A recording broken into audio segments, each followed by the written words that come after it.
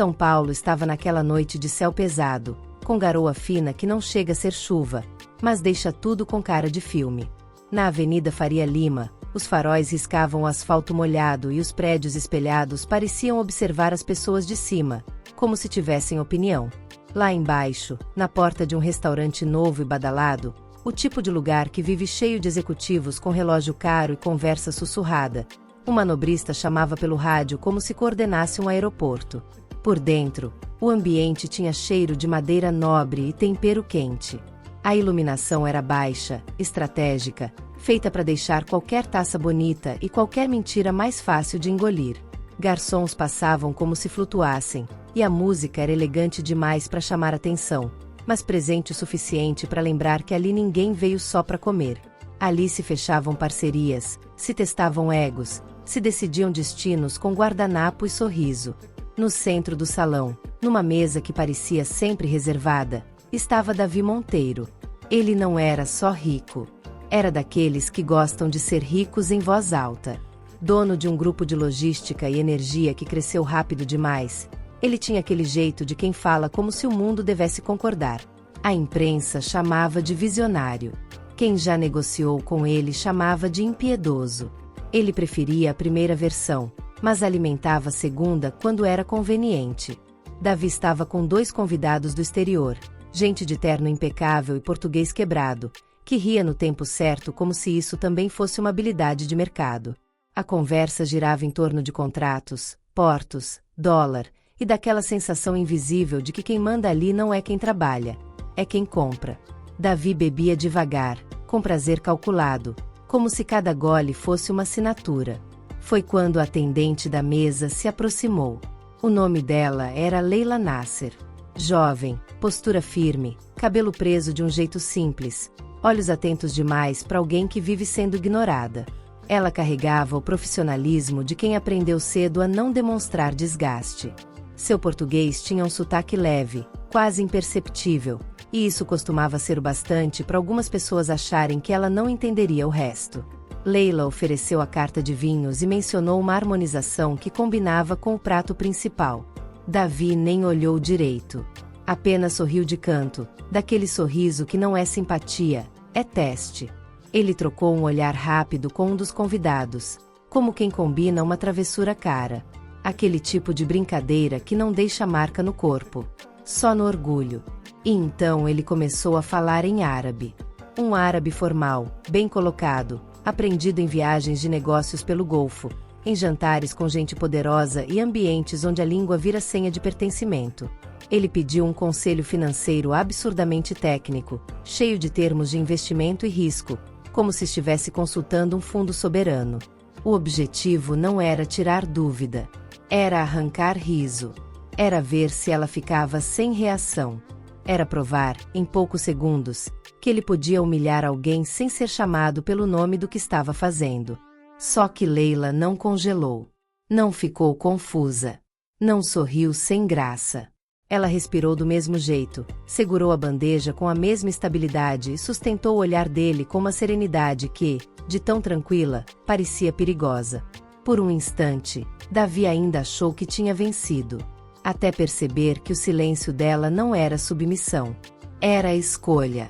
Se você já viu alguém tentar diminuir outra pessoa achando que está protegido pelo dinheiro, pelo status e pelo ninguém vai me enfrentar aqui, então já sabe, essa história acabou de começar a ficar boa. O silêncio depois da pergunta em árabe não veio como um susto.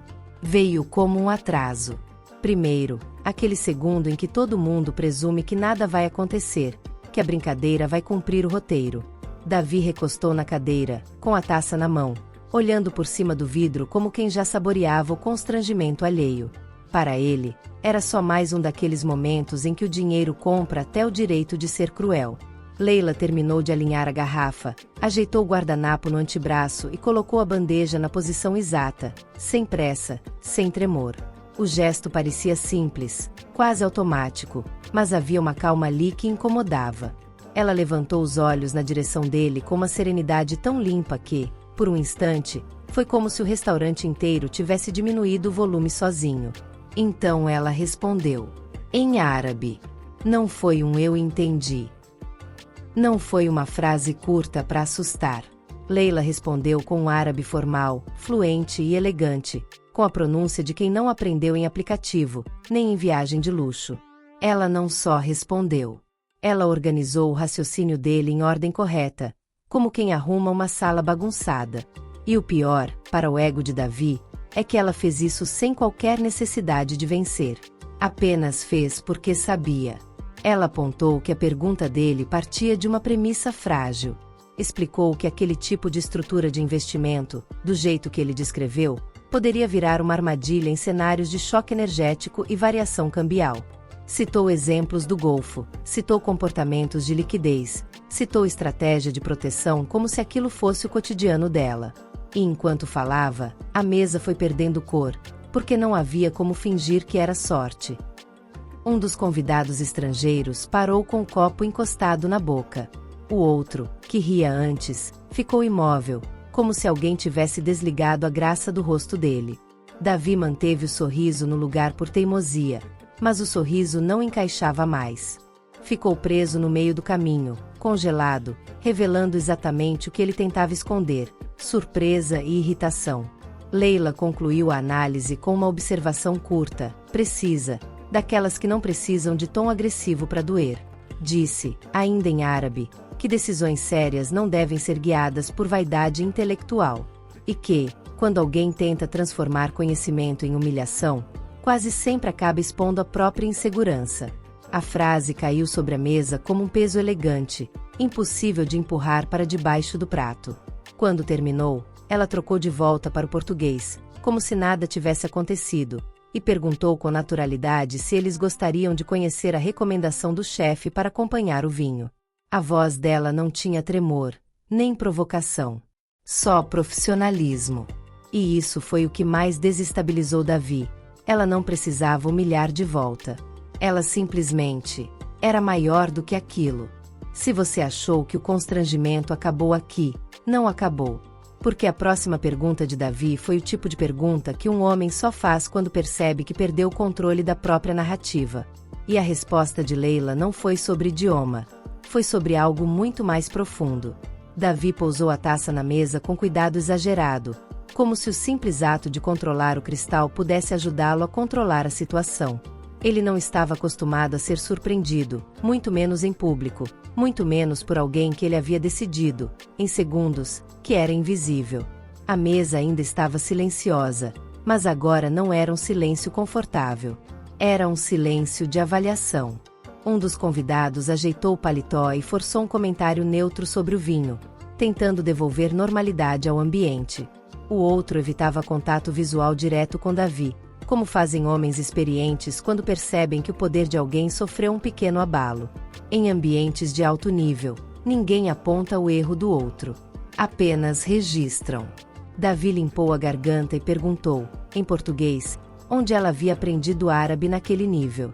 A pergunta saiu leve demais, quase casual, mas havia tensão por baixo da superfície.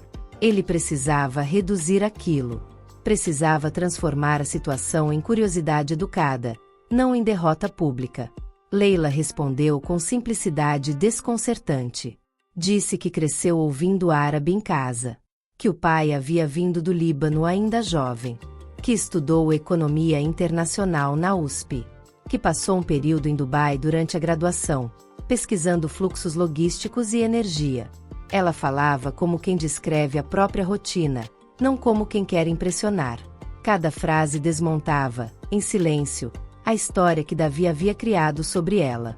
Não havia ressentimento na voz dela, nem necessidade de provar nada. Apenas fatos.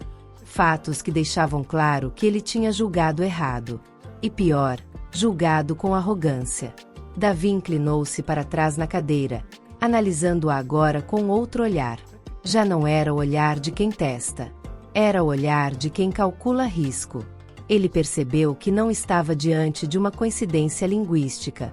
Estava diante de alguém com preparo real. E isso o incomodava mais do que deveria. Então ele fez a pergunta que mudou o rumo da conversa. Perguntou por que alguém com aquela formação estava servindo mesas em vez de trabalhar no mercado financeiro. A pergunta poderia soar como interesse, mas carregava outra coisa: a incapacidade dele de aceitar que competência pode estar fora do lugar onde ele espera encontrá-la. Leila demorou alguns segundos antes de responder. E o que ela disse não foi apenas sobre carreira. Foi sobre estrutura. E foi aí que o desconforto deixou de ser pessoal e começou a ficar perigoso. Leila segurou a bandeja contra o corpo, não como defesa, mas como quem organiza o próprio espaço antes de falar algo importante. Ela não desviou o olhar. Também não endureceu a expressão. Havia firmeza, mas não agressividade. E isso deixava tudo ainda mais desconcertante. Ela disse que currículo não garante porta aberta quando você não tem sobrenome conhecido, quando não faz parte do mesmo círculo de jantares e clubes fechados. Disse que enviou dezenas de currículos no último ano, que participou de processos seletivos onde a vaga já parecia ter dono antes mesmo da entrevista começar. A mesa ficou imóvel. Ela continuou, com voz estável. Explicou que o pai enfrentava um tratamento de saúde caro, que precisava de renda imediata e estável, que o restaurante pagava bem, respeitava horários e não exigia indicação estratégica para contratar. Disse que dignidade não depende do cargo estampado no LinkedIn. Um dos convidados abaixou os olhos para o prato. O outro passou a mão discretamente no relógio, gesto típico de quem quer se mover, mas não sabe como sair da situação sem parecer desconfortável. Leila então acrescentou algo que atravessou o ar como uma linha fina e precisa. Disse que restaurantes de alto padrão são ótimos lugares para estudar comportamento humano, que ali ela via líderes se revelarem em detalhes pequenos, no jeito que tratam quem serve, no tom que usam quando acham que ninguém vai confrontá-los. Davi já não sorria. Ela concluiu dizendo que talvez o mercado financeiro brasileiro ainda confundisse proximidade com competência, e que esse tipo de confusão, às vezes, custava caro demais. Não havia provocação no tom. Era análise. E foi nesse momento que Davi fez algo inesperado. Ele decidiu transformar aquilo em oportunidade. Mas a intenção por trás da oferta era mais complexa do que parecia. Davi respirou fundo, juntou as mãos sobre a mesa e recuperou aquele sorriso que ele usava quando estava prestes a fechar um grande contrato. Não era mais o sorriso debochado de antes.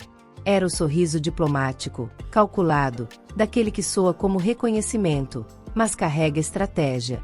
Ele disse que admirava gente preparada, que o Brasil precisava de mais profissionais com visão internacional, que talvez ela tivesse apenas esbarrado nas portas erradas até agora. O tom era suave, quase mentor. O tipo de discurso que soa bonito quando vem de alguém com poder. Então, diante dos convidados, ele afirmou que poderia encaminhar o currículo dela para o Departamento de Análise Internacional do Grupo Monteiro. Disse que sempre estavam abertos a talentos diferenciados, que pessoas como ela não deveriam estar desperdiçando potencial servindo mesas. A frase parecia elogio, mas carregava um peso implícito, como se aquele ambiente não fosse digno dela, como se ele estivesse oferecendo resgate. Os convidados assentiram discretamente, satisfeitos com o desfecho elegante. A narrativa parecia estar sendo corrigida. O bilionário reconhece o talento. A história vira inspiração. Tudo encerrado com classe. Leila ouviu até o fim, sem interromper. Agradeceu com educação, mas não respondeu imediatamente. Ela inclinou levemente a cabeça e fez uma pergunta simples.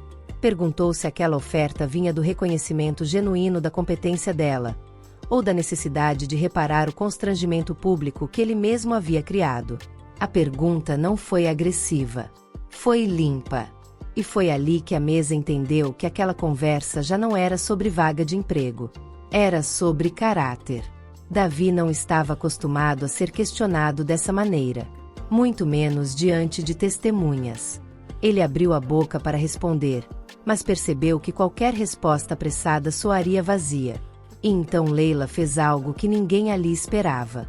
Ela propôs um teste. Mas não para ela. Para ele. Leila apoiou a bandeja na mesa lateral com a mesma calma de sempre. O gesto foi simples, mas simbólico. Pela primeira vez naquela noite, ela não estava apenas servindo, estava participando. Ela disse que ficaria honrada em conversar sobre oportunidades, mas que, antes disso, gostaria de fazer apenas uma pergunta técnica. Uma só. Se ele realmente valorizava preparo, certamente não se importaria em responder. Os dois convidados se ajeitaram na cadeira. Aquilo tinha deixado de ser desconfortável. Agora estava interessante. Leila descreveu um cenário econômico complexo. Falou sobre a dependência logística brasileira de rotas internacionais vulneráveis, sobre exposição cambial em contratos dolarizados e sobre o impacto de instabilidade energética global nos próximos 3 anos. Não usava termos exagerados. Usava termos precisos. Ela então perguntou qual seria a estratégia dele para proteger capital, manter crescimento e reduzir riscos geopolíticos sem comprometer expansão. A pergunta foi direta, técnica, atual. Davi sabia responder. Ele não era um amador. Construiu fortuna tomando decisões rápidas e ousadas. Mas não estava preparado para ser analisado naquela posição. Não naquele contexto. Não por alguém que, minutos antes, ele julgava inferior. Ele começou a responder. Falou sobre hedge cambial, diversificação regional, contratos futuros, expansão portuária. A resposta era sólida, confiante. Ele recuperava terreno. Quando terminou, houve um segundo de silêncio.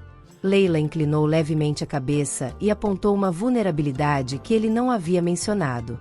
Disse que a estratégia dele funcionaria em cenário previsível, mas poderia colapsar se houvesse ruptura simultânea em 2 eixos logísticos estratégicos.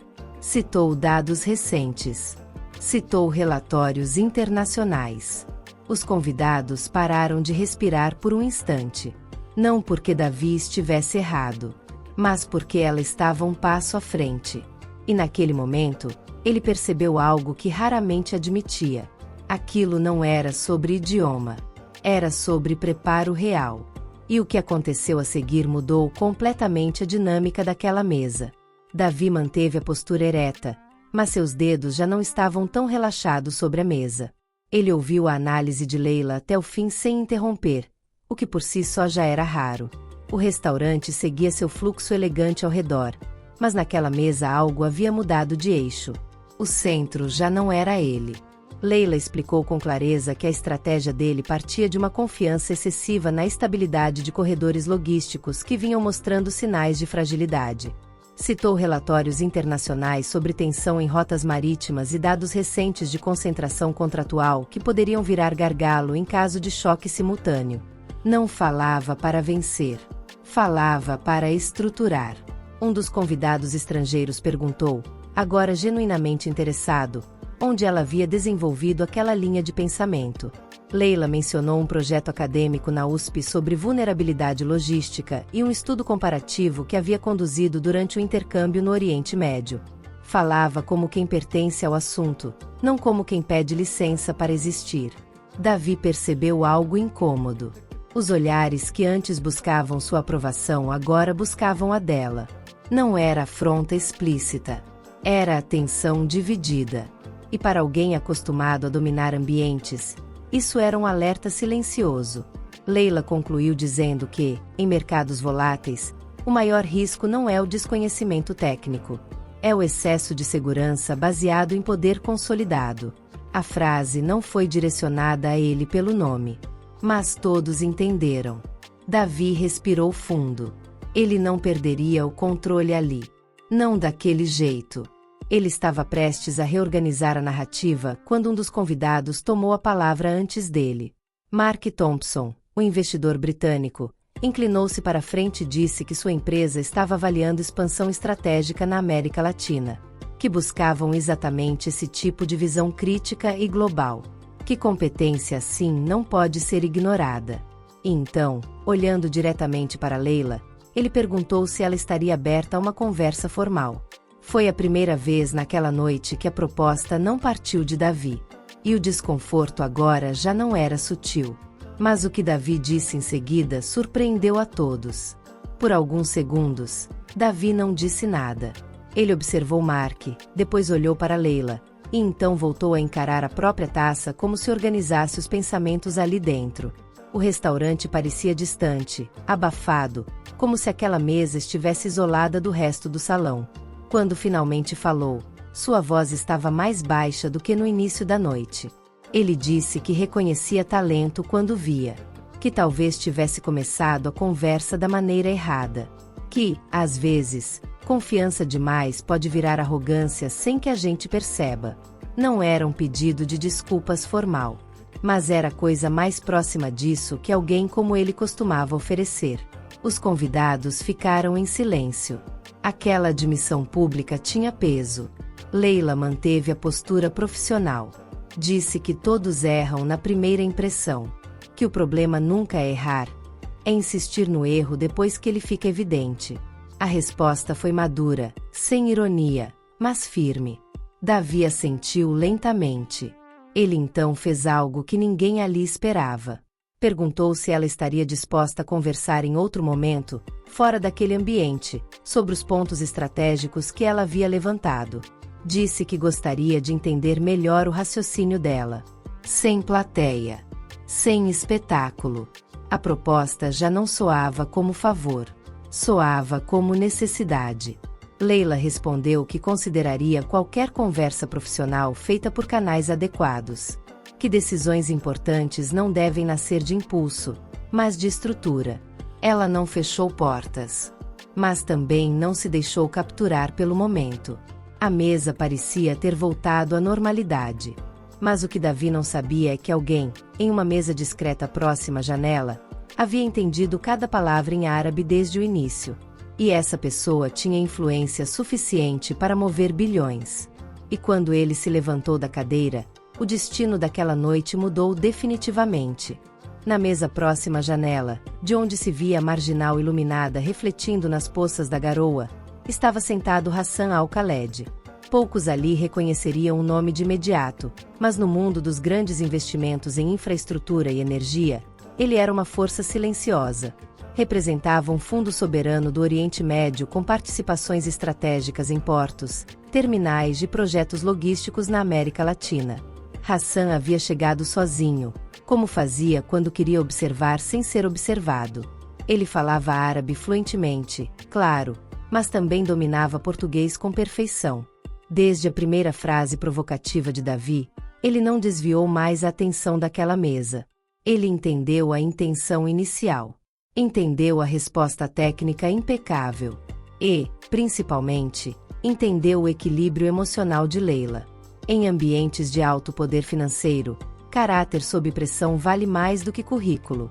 Quando Davi fez a oferta pública, Hassan percebeu o movimento. Quando Mark demonstrou interesse, ele percebeu ainda mais. Mas o que realmente chamou sua atenção foi a serenidade dela. Não havia pressa. Não havia sede de validação. Apenas competência. Hassan chamou discretamente o maitre e perguntou o nome completo da atendente. Perguntou sobre sua formação. Perguntou há quanto tempo trabalhava ali. O maitre respondeu com orgulho contido, como quem já sabia que aquela jovem era diferente. Hassan assentiu e terminou o café com calma. Ele já tinha tomado uma decisão. Alguns minutos depois, levantou-se, ajeitou o paletó escuro e caminhou na direção da mesa de Davi. Não havia pressa no passo, mas havia intenção. E quando ele parou ao lado da mesa, o ar mudou completamente.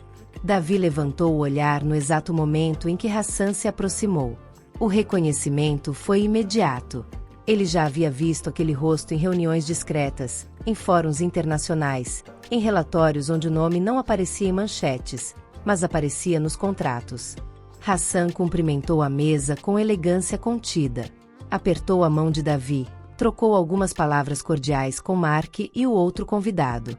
O tom era neutro, mas a presença dele não era. Então ele se voltou para Leila e falou em árabe. Comentou, com naturalidade impressionante, que havia acompanhado a análise dela desde a primeira resposta. Disse que poucos profissionais, mesmo em conselhos estratégicos, costumam apontar vulnerabilidades estruturais com aquela clareza. Não havia exagero na voz. Havia avaliação. A mesa ficou absolutamente silenciosa. Hassan então mudou para o português e acrescentou que o mercado latino-americano estava entrando em um período delicado de reorganização energética e logística, que decisões tomadas agora teriam impacto por anos, e que competência real precisa ser reconhecida onde quer que esteja. Davi manteve a postura firme, mas por dentro, ele entendia o que aquilo significava. Quando alguém do nível de Hassan elogia publicamente um profissional, não é gesto social, é sinal estratégico. Hassan perguntou a Leila se ela estaria disponível para uma reunião formal na manhã seguinte, no escritório regional do fundo em São Paulo. Disse que estavam revisando exposições em infraestrutura portuária e contratos de energia, e que talvez a visão dela fosse útil. A palavra útil, dita por alguém que representava bilhões, tinha outro peso. Leila não demonstrou euforia. Apenas perguntou qual seria o escopo da reunião. Hassan sorriu levemente e respondeu que o escopo envolvia decisões que poderiam redefinir parcerias estratégicas no Brasil. E naquele instante, Davi percebeu que a provocação que ele fez por diversão podia ter aberto uma porta, mas não necessariamente para ele. Na manhã seguinte, São Paulo acordou sob aquele céu branco típico de dias decisivos. O trânsito parecia mais pesado, os prédios mais silenciosos. Mas, no 27º andar de um edifício discreto na região da Berrini, uma reunião estava prestes a acontecer longe dos olhos do mercado. Leila chegou 10 minutos antes do horário marcado. Vestia um traje sóbrio, elegante, sem ostentação. Não carregava pastas volumosas nem tentava parecer algo que não era. Ela entrou com a mesma postura com que atravessava o salão do restaurante, segura, focada, sem pressa de provar nada. No interior da sala de reuniões, Hassan já a aguardava, acompanhado por 2 analistas seniores. A vista ampla mostrava o Rio Pinheiro serpenteando entre prédios espelhados, como se a cidade inteira estivesse observando decisões invisíveis. Hassan foi direto ao ponto. Disse que o fundo vinha monitorando a concentração logística de determinados grupos empresariais brasileiros, que a exposição a contratos específicos poderia representar risco sistêmico em caso de instabilidade simultânea, e que a análise dela na noite anterior coincidiu com preocupações internas que já estavam sendo discutidas. Ele pediu que ela detalhasse sua visão sobre vulnerabilidade portuária e dependência energética nos próximos 5 anos. Leila respirou fundo e começou. Ela estruturou a resposta em 3 camadas. Primeiro, falou do cenário macroeconômico global e da reorganização de cadeias produtivas pós-crise internacional. Depois, aprofundou na dependência brasileira de corredores logísticos específicos. Por fim, conectou isso à volatilidade cambial e à exposição concentrada de grupos empresariais que apostaram demais na estabilidade recente. Os analistas começaram a fazer perguntas técnicas. Ela respondeu com precisão. Não falava para impressionar. Falava para construir raciocínio. Hassan observava em silêncio. Quando ela terminou, houve alguns segundos de pausa. Então ele disse algo que mudou completamente o peso daquela conversa. Disse que o fundo estava considerando reavaliar participações estratégicas no Brasil nas próximas semanas. E que decisões desse porte não eram tomadas com base em ego, mas em dados. Enquanto isso, no escritório do Grupo Monteiro, Davi recebeu um e-mail que fez seu maxilar travar por um segundo. Era uma solicitação formal de reunião extraordinária para reavaliação de exposição estratégica. E o nome do fundo estava no cabeçalho. A provocação em árabe, feita para arrancar risos, agora tinha virado variável de mercado. E aquilo estava apenas começando. Davi leu o e-mail 2 vezes antes de fechar a tela. O texto era técnico, direto e absolutamente impessoal. O fundo representado por Hassan solicitava uma reunião extraordinária para revisar exposição estratégica em contratos logísticos e energéticos no Brasil. Pediam relatórios atualizados, projeções revisadas e justificativas detalhadas para determinadas decisões de alocação. Não era ameaça. Era movimento. E no mercado, Movimento institucional desse porte não acontece por capricho. Davi chamou sua equipe executiva imediatamente. A sala de reuniões envidraçada ficou cheia em minutos. Diretores, analistas, jurídico, todos tentando antecipar cenários. Ele mantinha a postura firme, a voz controlada, mas sua mente trabalhava em velocidade máxima. Um dos diretores comentou que o fundo vinha sinalizando preocupação com concentração excessiva em rotas portuárias específicas. Outro mencionou instabilidade cambial recente que poderia impactar contratos dolarizados. A palavra cautela começou a aparecer com frequência incômoda. Davi ouviu tudo sem interromper. No fundo da mente, uma frase ecoava: excesso de confiança baseado em poder consolidado. A frase não tinha sido dita naquela reunião. Tinha sido dita na noite anterior, no restaurante. Enquanto isso, no escritório do fundo, Hassan encerrava a reunião com Leila. Ele não ofereceu emprego imediato. Ofereceu algo diferente. Um contrato de consultoria confidencial para participar da revisão estrutural de exposição no Brasil. Disse que precisava de independência intelectual. De alguém que não estivesse comprometido com o passado das decisões. Leila ouviu com atenção. Perguntou sobre autonomia técnica. Perguntou se relatórios críticos poderiam circular sem filtro político interno. Perguntou sobre responsabilidade. Hassan respondeu que buscava exatamente isso. Enquanto isso, no Grupo Monteiro, Davi fechava o laptop lentamente. Ele percebeu que aquela brincadeira tinha desencadeado algo maior do que orgulho ferido. Tinha acionado engrenagens reais. E 2 dias depois, o mercado começou a reagir. E dessa vez, não era teatro social. Era número na tela. 2 dias depois, logo na abertura da bolsa, as ações do Grupo Monteiro apresentaram uma oscilação diferente do padrão habitual. Não foi uma queda brusca que vira manchete. Foi algo mais sofisticado. Uma redução gradual, constante, típica de reposicionamento institucional. Analistas atentos perceberam o movimento. Investidores menores começaram a ajustar carteiras discretamente. Não era pânico. Era antecipação. Dentro da sala de monitoramento do grupo, gráficos piscavam em tempo real. A equipe técnica tentava manter o discurso de normalidade. Volatilidade faz parte do jogo. Ajustes são naturais. Mas Davi sabia ler entre linhas melhor do que qualquer um ali. Quando um fundo soberano começa a recalibrar exposição, o mercado sente antes mesmo do anúncio oficial. Algumas horas depois, veio a confirmação indireta. Movimentações de capital indicavam que o fundo representado por Hassan havia iniciado reestruturação parcial no setor logístico brasileiro. Nada público ainda, mas visível para quem sabe observar. Davi manteve a postura firme diante da equipe. Disse que estavam preparados, que tinham solidez, que o mercado voltaria a reconhecer valor. Mas naquela noite, em casa, ele abriu sozinho os relatórios estratégicos mais recentes e encontrou exatamente o ponto que Leila havia mencionado no restaurante. Concentração excessiva em 2 eixos logísticos sensíveis. Ele fechou o documento e ficou alguns segundos em silêncio. A provocação em árabe já não parecia engraçada. Parecia um erro de cálculo. E o que aconteceria na semana seguinte deixaria isso ainda mais claro. Porque o mercado não reage apenas ao que é feito. Reage ao que é percebido. E a percepção começava a mudar. Uma semana depois, um dos principais jornais econômicos do país publicou uma matéria técnica sobre revisão silenciosa de exposição no setor logístico brasileiro. O texto era cuidadoso, cheio de termos neutros, mas mencionava concentração estratégica e excesso de confiança em corredores específicos.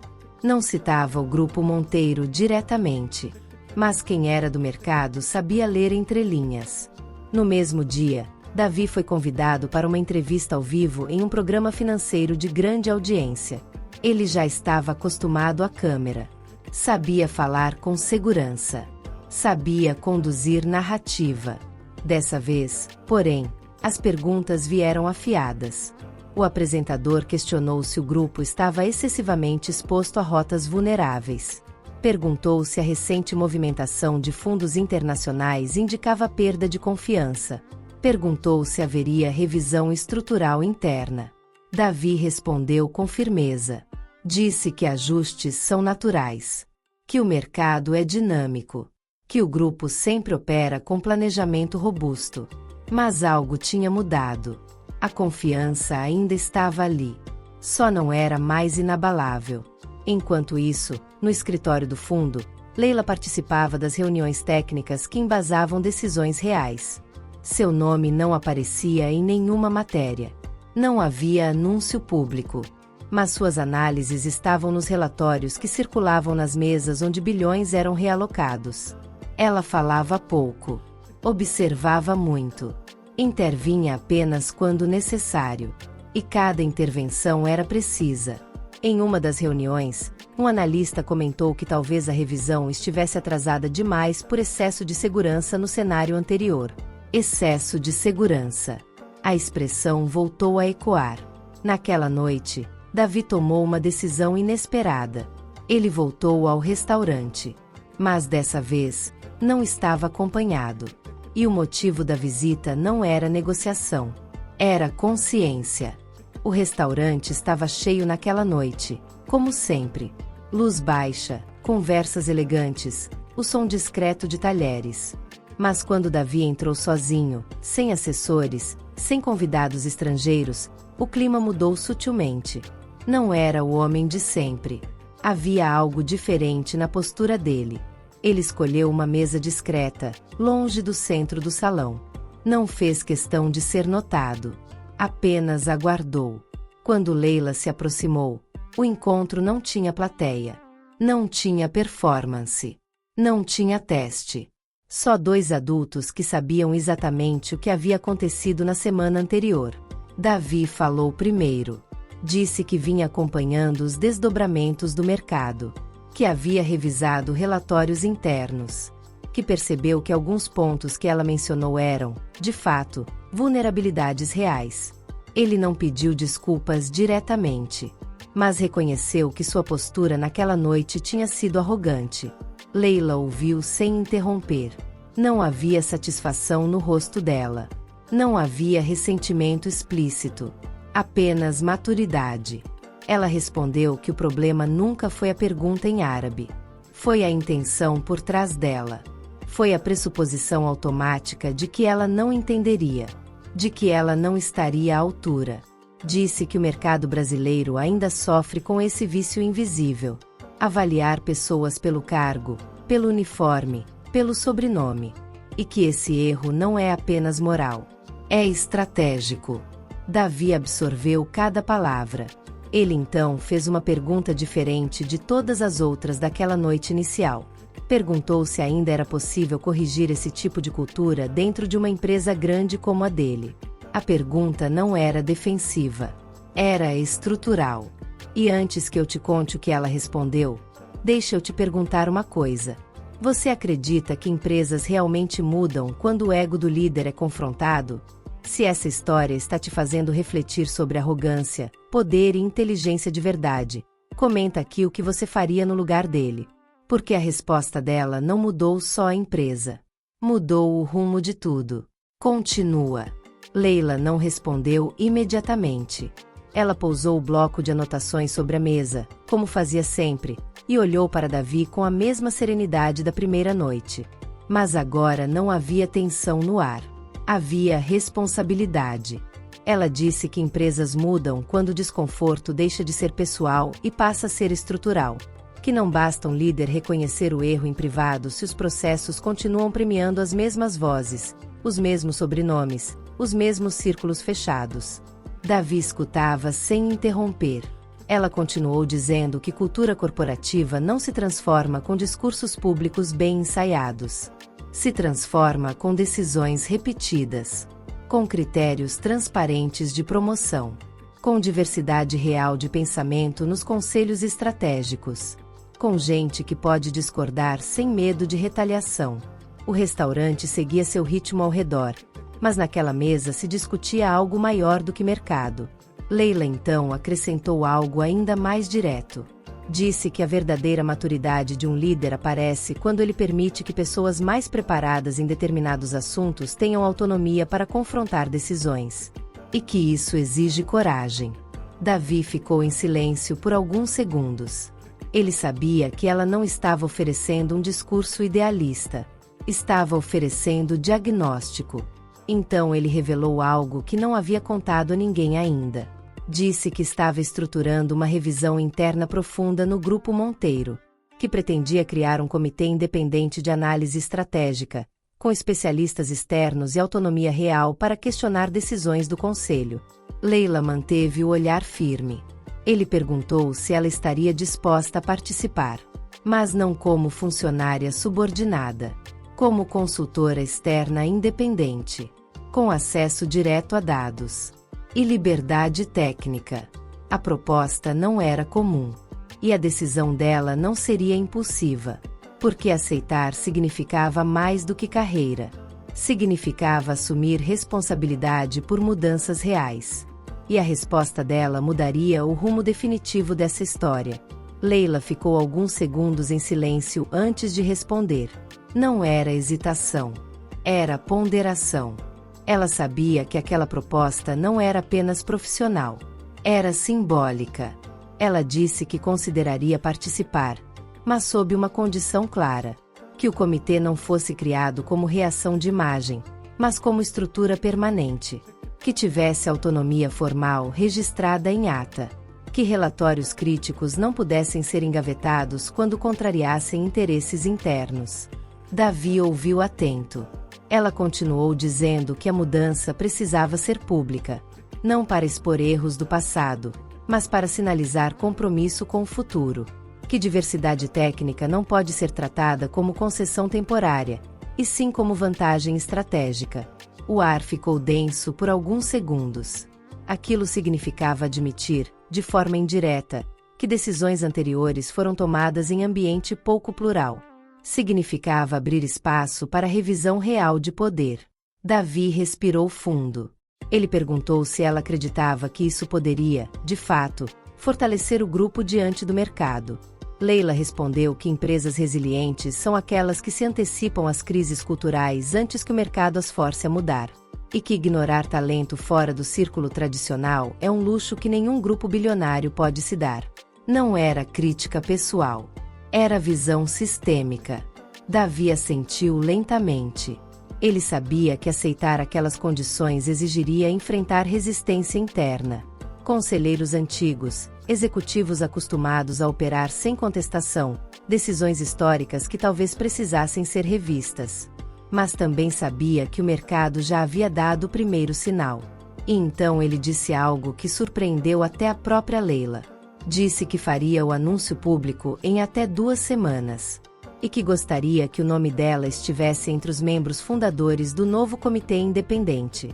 Agora a decisão não era mais dele. Era dela. E o que aconteceria nos dias seguintes ultrapassaria o impacto financeiro. Porque a mudança começaria a mexer na cultura. 2 semanas depois, o site oficial do Grupo Monteiro publicou um comunicado que fugia completamente do padrão tradicional da empresa. O texto era objetivo, técnico e surpreendentemente transparente. Anunciava a criação do Comitê Independente de Revisão Estratégica, com foco em análise de risco logístico, exposição cambial e governança corporativa. O mercado leu com atenção redobrada. Mas o que realmente chamou atenção foi um trecho específico. O comunicado afirmava que o comitê seria composto por especialistas externos selecionados exclusivamente por competência técnica e visão internacional, sem vínculo prévio com o conselho executivo do grupo. E ali, no meio dos nomes, estava Leila Nasser. Não como funcionária, não como subordinada, como consultora independente. Os portais econômicos reagiram rápido. Alguns analistas chamaram a decisão de ousada. Outros classificaram como inteligente. Houve quem dissesse que era apenas estratégia de contenção de danos. Mas o mercado não responde a narrativas. Responde à coerência. Nos dias seguintes, as ações do grupo começaram a estabilizar. Não houve explosão de valorização.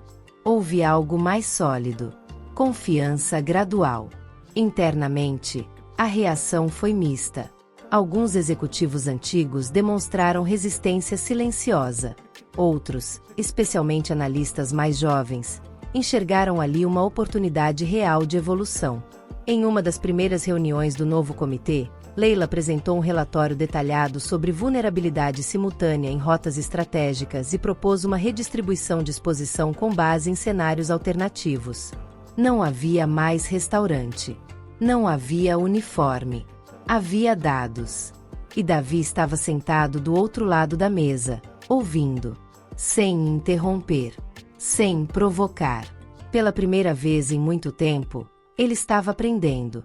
Mas o verdadeiro impacto daquela mudança ainda estava por vir. Porque semanas depois, um evento público fecharia o ciclo de maneira definitiva. E não seria dentro de uma sala fechada. 3 meses depois do anúncio, São Paulo sediou um dos maiores fóruns de infraestrutura e energia da América Latina.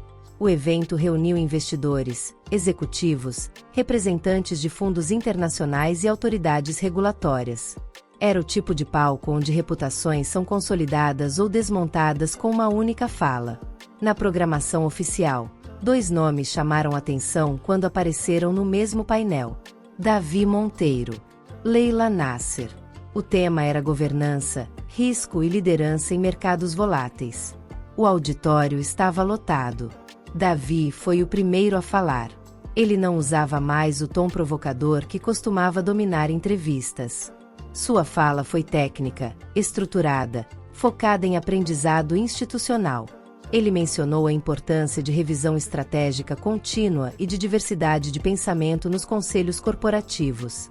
Em determinado momento, contou uma história sem citar nomes. Disse que certa vez acreditou estar fazendo uma pergunta inteligente, mas na verdade estava revelando uma limitação pessoal.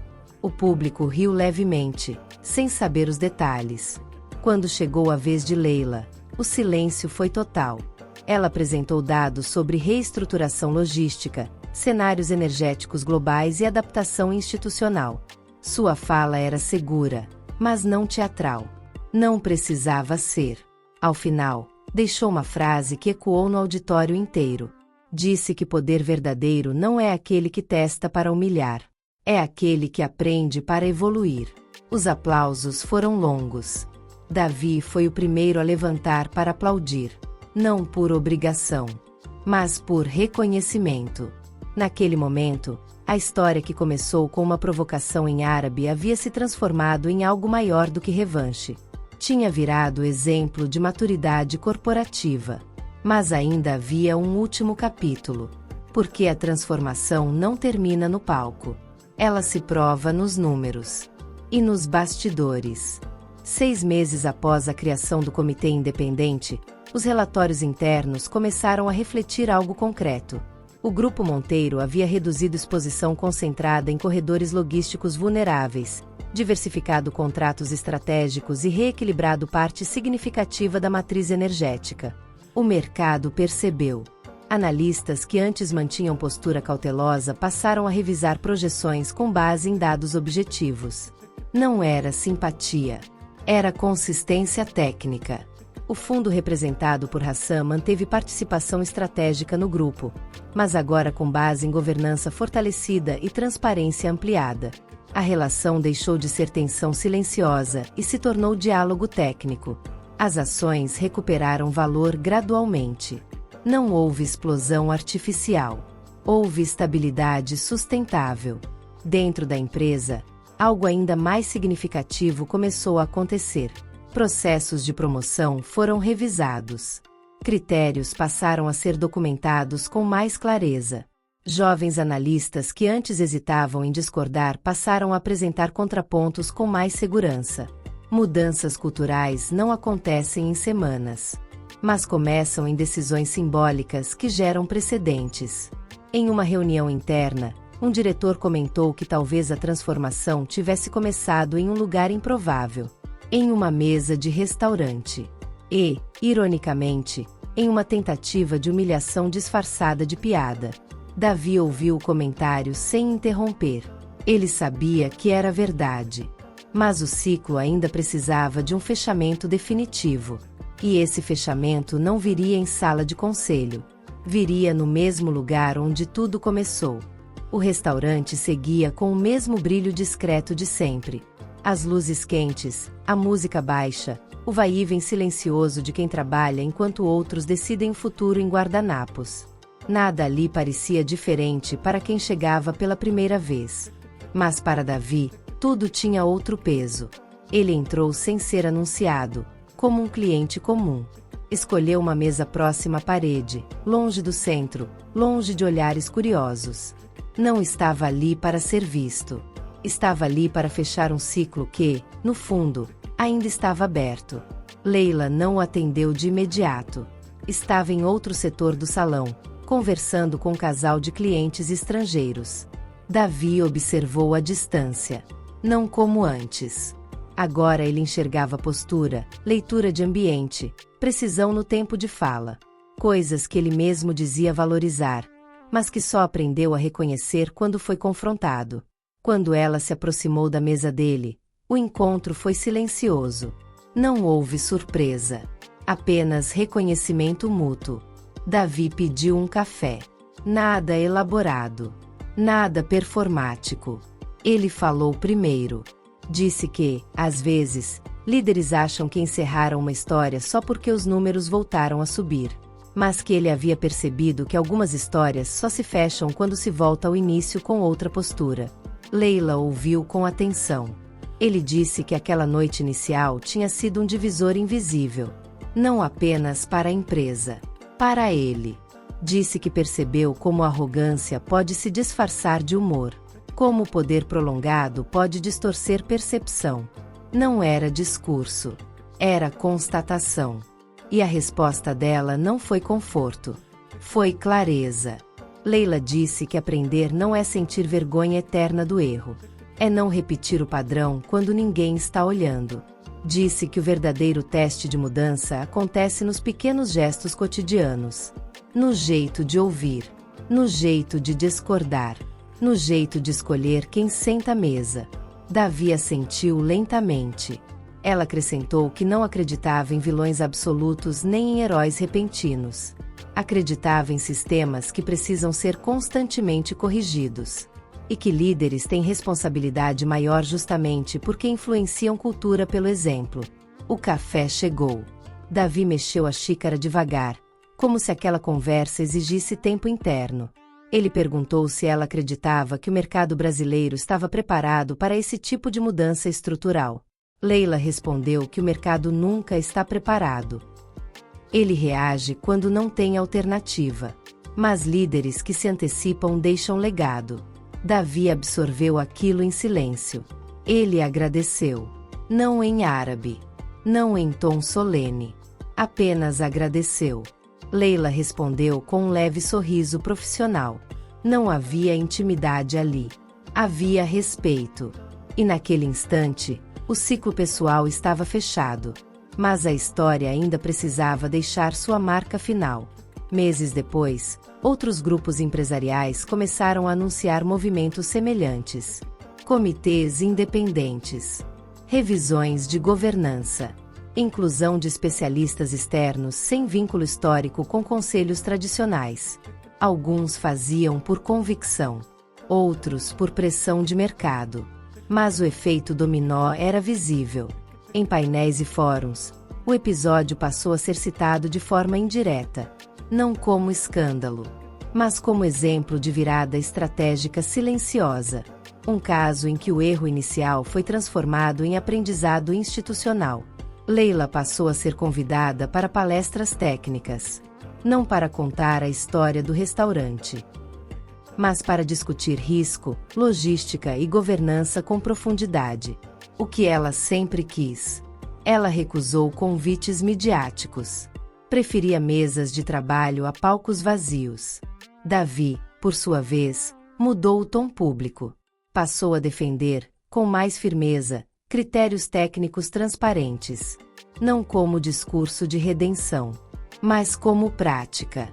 E quando alguém perguntava o que havia provocado aquela mudança, Ele respondia de forma simples. Disse que aprendeu a escutar no lugar mais improvável. Dentro da sede do Grupo Monteiro, uma mudança discreta chamou a atenção de poucos. Em uma das salas de reunião principais, um quadro simples foi instalado. Sem logotipo. Sem assinatura. A frase dizia que competência não pede licença. Não era slogan publicitário. Não aparecia em relatórios externos. Era um lembrete interno. Leila nunca comentou sobre o quadro, mas notou. Ela continuava exercendo o papel de consultora independente, mantendo autonomia e distância saudável. Não se misturava a jogos políticos internos. Não precisava. Seu impacto estava nos processos, não nas manchetes. Em uma conversa informal com jovens analistas, alguém perguntou se ela se arrependia de ter trabalhado no restaurante mesmo com tanta formação. Ela respondeu que não.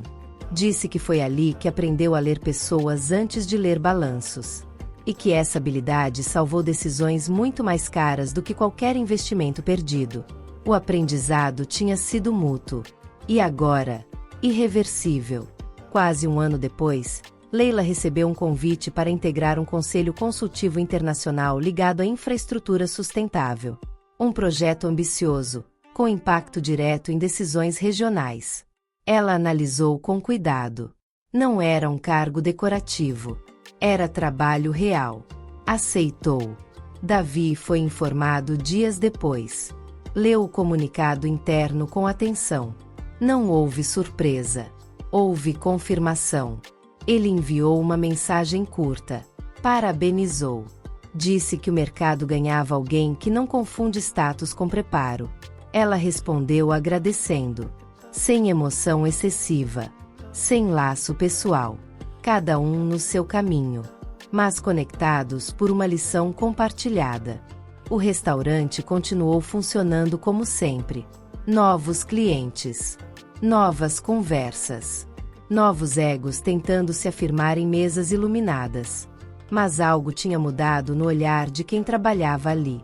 Os garçons e atendentes sabiam que, por trás do uniforme, podia existir qualquer história, qualquer preparo, qualquer futuro. O Maitre costumava dizer, em tom baixo, que aquela casa já tinha visto de tudo, mas que poucas histórias tinham deixado uma marca tão silenciosa e profunda. Leila passou a visitar o lugar apenas como cliente ocasional. Sempre discreta. Sempre respeitosa. Davi raramente aparecia. Quando aparecia, tratava todos pelo nome. Pequeno gesto. Grande significado. E ninguém ali precisava explicar o porquê. Com o tempo, o episódio deixou de ser comentado.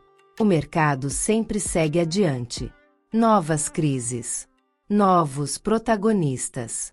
Mas, nos bastidores, aquela história virou referência informal. Um alerta silencioso sobre os riscos da arrogância estratégica. Analistas mais jovens mencionavam o caso em conversas privadas. Não como fofoca. Como estudo de comportamento. Leila nunca contou a história inteira. Não precisava. Davi também não. Algumas lições não exigem narrativa completa. Exigem lembrança interna. E aquela lembrança estava viva. Em uma conferência internacional, anos depois, Davi assistiu a uma apresentação técnica sobre governança adaptativa.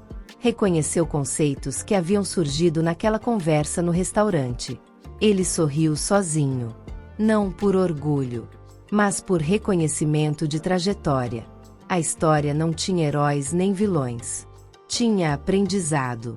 Se alguém perguntasse qual foi o maior impacto daquele episódio, muitos responderiam com números. Valorização.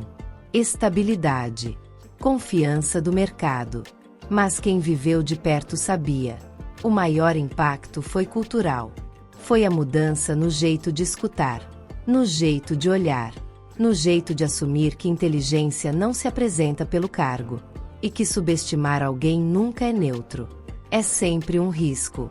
No fim, aquela história nunca foi sobre árabe. Nunca foi sobre restaurante. Nunca foi sobre uma pergunta feita para provocar riso. Foi sobre caráter revelado quando alguém acredita estar seguro. Foi sobre o momento em que a arrogância encontra preparo e perde. Se essa história te fez refletir sobre poder, inteligência e humildade estratégica, deixa aqui nos comentários o que mais te marcou. E me conta, você já viu alguém subestimar outra pessoa e pagar o preço depois? Porque a vida, assim como o mercado, tem uma regra silenciosa. Nunca subestime quem está servindo sua mesa.